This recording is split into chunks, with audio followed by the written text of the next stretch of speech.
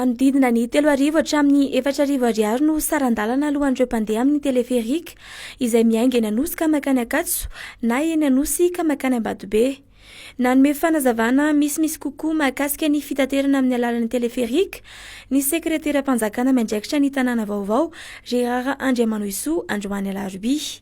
Antonio saran-dalana io raha oharina amin'ny an'ny taxi be na ny taxi hoy izy sady mba ahafahana mampandeha ara-dalàna ny tetika azy.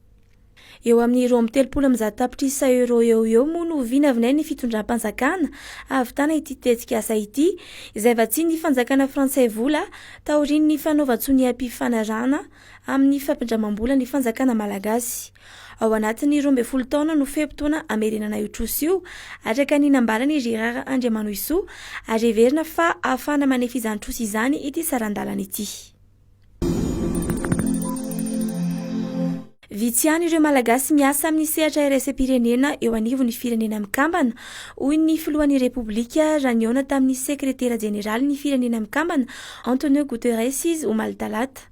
Naneho ny faniriany mba hamaro kokoa ny Malagasy miasa sy ny sehatra eo anivon'ny Firenena mikambana i Andry Rajoelina nandritra io fihaonany io raha ny fanambarana navoaka ny fahadidinan'ny Repoblika.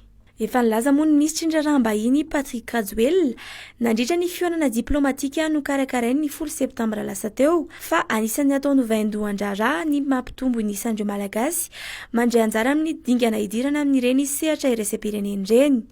Fomba iray ahafahana mampamiratra indray any Madagasikara eran-tany hoy izy ny fisiana Malagasy maro miasa eny amin'ny sehatra iraisam-pirenena.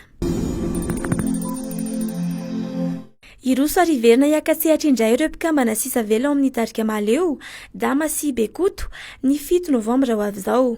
Tsy mbola nambaran'izy ireo ny toerana nataterana izany fampisehoana izany fa alohan'io daty io dia hisy ny santandram-bavarano an-tsehatra ho taterahan'ny tarika amin'ny zoma 14 Septambra izao ao amin'ny Sinepaksa Madagasikara Ankorondrano.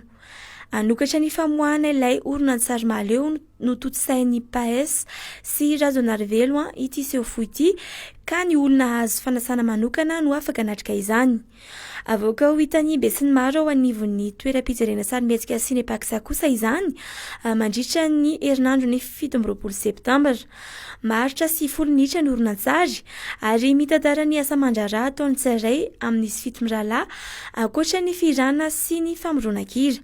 Tafiditra ho isan'ny hetsika fanamariana ny 17 taona ny tarika maleo izay ho ankalazaina amin'ny taona 2024 ny famoahana ity oronan-tsary notontosaina tamin'ny taona 5 ity.